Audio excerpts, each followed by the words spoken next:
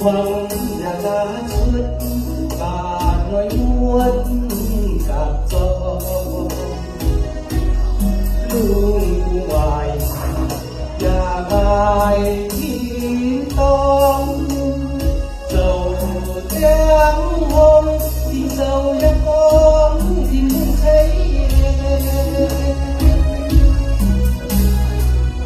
mình cao cao luôn mình tuổi cho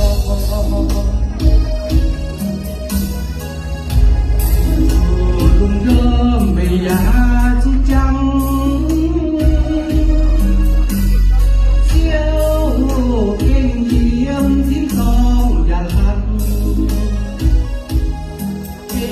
phải chẳng